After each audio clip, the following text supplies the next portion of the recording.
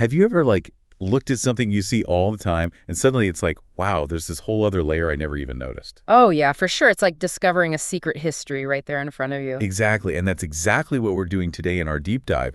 But instead of a single object, it's a whole city. Agra, India.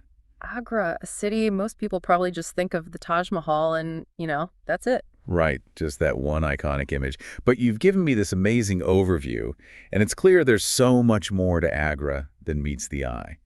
So our mission today is to get beyond the tourist snapshots and really uncover what makes Agra tick, historically, culturally, even today. We're going deep, uncovering those surprising facts and hidden gems that make Agra such a fascinating place. Absolutely. So listeners, get ready because we're about to embark on a journey through time and culture. And I think what's really cool is that by understanding Agra, you're also going to learn about a pivotal period in Indian history, the Mughal Empire, and how its legacy is still felt today. Okay, so let's start with the basics. Your material says Agra is located in Uttar Pradesh, India, at about 27.1767 degrees north and 78.00081 degrees east. Right off the bat, you see it's strategically located on the banks of the Yamuna River, which has obviously been crucial to its development over the centuries. Plus, if you look at a map, it's really well connected to other major cities. Yeah, it says here that it's roughly 210 kilometers south of New Delhi and about 335 kilometers west of Lucknow. You can almost imagine those ancient trade routes and travelers passing through. Oh, absolutely. And that strategic positioning probably had a huge impact on Agra's rise as a major power center. Even today, being so close to those cities is super important for its economy and connectivity. Which brings us to its historical significance, because this wasn't just any city. For a while, it was the capital of the whole Mughal Empire, right? That's right. During the 16th and 17th centuries, Agra was the heart of the Mughal Empire. Yeah. Talk about a pivotal time and place in Indian history. And we're talking about emperors like Akbar, Jahangir, and Shah Jahan. All these huge figures in history had strong ties to Agra, as your research shows. And these guys weren't just rulers. They were huge patrons of the arts, architecture, you name it. Their vision basically shaped the city, and you can still see it today. Agra flourished under them, and their legacy lives on in those amazing buildings they commissioned. All right, let's talk about those architectural wonders. Because as beautiful as the Taj Mahal is, and it is obviously stunning, your overview makes it clear that Agra has so much more to offer. But of course, we have to start with the Taj, a UNESCO World Heritage Site, one of the 7 wonders of the world. It's got quite the reputation. And it totally deserves it. I mean, it's beautiful, of course, but it's also this incredibly powerful symbol of love built by Shah Jahan for his wife Mumtaz Mahal. That story, that human element, adds another layer of meaning to the whole thing. But it was also about power, All that grandeur, the scale, the detail. It was a way for Shah Jahan to show off the wealth and power of the Mughal Empire to the world, using this love story as the focal point. And it's not just any old building, is it? It's like this incredible mix of different architectural styles all rolled into one. That's what blows my mind, that fusion of Indian, Persian, and Islamic elements. You see the local craftsmanship in the details, those grand arches that are typical of Islamic design, and then the marble. Oh, the marble, so beautifully used. It all comes together in this totally unique and harmonious way. Then we have the Agra Fort, also a UNESCO World Heritage Site. This sounds less delicate monument and more like, well, a real fort. Your overview describes it as massive, built out of red sandstone. That's the Agra Fort for you. Before the capital moved to Delhi, this was the main residence of the Mughal emperors. It was a walled city, basically, not just for defense, but also filled with palaces, grand halls for conducting state business, all sorts of administrative buildings. And your overview even names specific structures within the fort, like the Jahangir Palace, the Taj Mahal, the Diwani Khas, and then there's the Sheesh Mahal. I bet all that intricate mirrorwork was a sight to behold. Each one of those buildings is like a window into the lives of the Mughal emperors, how they lived, what they valued.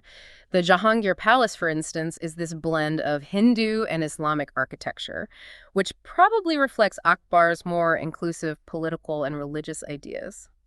Then you have the Diwani Khas, the hall for private audiences where all the important decisions were made, and the Sheesh Mahal, the Palace of Mirrors with all those glass inlays, must have been absolutely dazzling, like something out of a dream. Now, we can't talk about Agra without mentioning Fatehpur Sikri, even though technically it's a separate city nearby. Founded by Akbar, it seems like a story of ambition, but then also kind of a sudden abandonment. Yeah, it's interesting, right? Akbar built Fatehpur Sikri to be his new capital, but it was only occupied for a short time before being abandoned, probably because of water shortages. It's like this ghost city, but remarkably well preserved. You can see Akbar's vision, his ambition in the Buland Darwaza, this huge gateway, the vast Jama Masjid, and the serene tomb of Salim Chishti. And then there's the Itimadu Dala's tomb, which everyone calls the Baby Taj. That nickname alone suggests a connection to the Taj Mahal, doesn't it? Definitely. Most scholars see it as a precursor to the Taj, like a first draft in a way. Built by Nur Jahan for her father, it's known for its intricate pietra dura. That's where they inlay colored stones into the marble to make these beautiful patterns. You can see some of the design elements that would later be perfected in the Taj Mahal, the delicate ornamentation, that shift towards more refined designs. It's like seeing the artist's early sketches before the masterpiece. Last but not least, your overview mentions the Mehtab Bagh. This garden complex, laid out in the classic charbagh style, which means it's divided into 4 sections, offers these incredible views of the Taj Mahal across the river. I can only imagine the photos people take from there. Imagine a peaceful garden divided by waterways, and in the distance, across the river, the Taj Mahal in all its glory. Oh, I bet it's magical, especially at sunrise and sunset. And that location wasn't an accident. It was designed to give you this different, more contemplative view of the Taj. And the charbagh design itself, the 4 quadrants, the water, it's all very symbolic, often representing paradise, and it fits perfectly with the Mughal aesthetic. So Agra is clearly an architectural paradise, but a city is more than just its monuments, right? Your sources make it clear that there's a whole economic engine running behind the scenes. Tourism is obviously big, but you've highlighted some other important industries. Totally. Millions of people visit the Taj every year, but Agra has a real industrial side too. It's actually a major center for the leather industry, producing all sorts of leather goods. What's fascinating is that industries like leatherworking and handicrafts show this link between the Mughal era and today. The skills are being passed down, adapted to modern markets, but the historical techniques are still alive. It's funny, you don't automatically picture leather workshops when you think of the Taj Mahal. I know, right? But that leather work is often connected to the handicrafts, the marble inlay work, the pietra dura we talked about. These aren't just tourist souvenirs, they're a real part of the local economy. Those generations of skill are evident in the detail you see, not just in the monuments, but in the stuff you can buy today. Your overview also mentioned footwear and a pretty significant carpet and textile industry. So it's like this blend of traditional artistry and modern manufacturing all happening at once. Absolutely. Agra's economy is way more diverse than most people think. These industries employ a lot of people and show off the city's entrepreneurial spirit, that knack for craftsmanship. Now, all this history, the architecture, the industry, it must create a pretty vibrant culture. The Mughal influence has got to be woven into the fabric of Agra, wouldn't you say? Oh, without a doubt, from the buildings to the food to the arts, you see that Mughal influence everywhere. You can't walk down the street without bumping into some reminder of that era. And speaking of food, Mughlai cuisine. Your sources describe these amazing dishes. Biryanis, kebabs, kormas. Makes you hungry just thinking about it. Mughlai food is all about those rich, aromatic flavors. It's like this perfect marriage of Persian and Indian cooking full of amazing sauces, nuts, dried fruits. It's a delicious legacy from that cultural exchange during the Mughal times. If you ever get the chance to try it, do it. You won't regret it. Then there's this thing called pitha, this sweet treat made from ash gourd. That's pretty unique. I take it that's a must-try for any visitor. Oh, definitely. Pitha comes in all sorts of flavors and textures. It's a real local specialty. You can't go to Agra and not try the pitha. It's like their signature sweet treat. And you mentioned festivals like the Taj Mahotsav, which sounds like a huge celebration of all things Agra. The art, the culture, and of course the food. Those festivals are so important, you know. They keep those traditions alive and showcase all the contemporary art that's happening alongside the historical stuff. Locals and tourists all come together to experience the real Agra. So let's say you're planning a trip to experience all of this firsthand. What's the best way to get around historically and in today's Agra? Well, back in the day, the Yamuna River would have been a major transportation route, along with the roads, of course. But now, Agra has a really well-developed transportation system. It's a major railway hub with connections to all the big cities, Delhi, Mumbai, Kolkata. And for road trippers, the Yamuna Expressway seems like a game changer. It says here it's made travel to Delhi and Lucknow much faster. For sure, travel times have gone way down, which is great for tourism and for business. It connects Agra to those regions so much better. For flying, there's Agra Airport, but it looks like it mainly handles domestic flights. That said, being so close to Delhi's international airport basically opens up Agra to the world, which makes sense considering how famous the Taj Mahal is globally. Yeah, Agra Airport is mostly for domestic travelers, but then Indira Gandhi International Airport in Delhi connects to everywhere. So if you're coming from abroad, it's easy to get to Agra. And once you're in Agra, it sounds like there are tons of ways to get around. Auto rickshaws, cycle rickshaws, e-rickshaws, taxis, buses. Talk about a mix of old and new. It's a real mix, reflecting that blend of tradition and modernization you see everywhere in the city. You can experience Agra in so many different ways, depending on how you want to travel. Now for some practical advice, when's the best time to visit? What are the seasons like in Agra?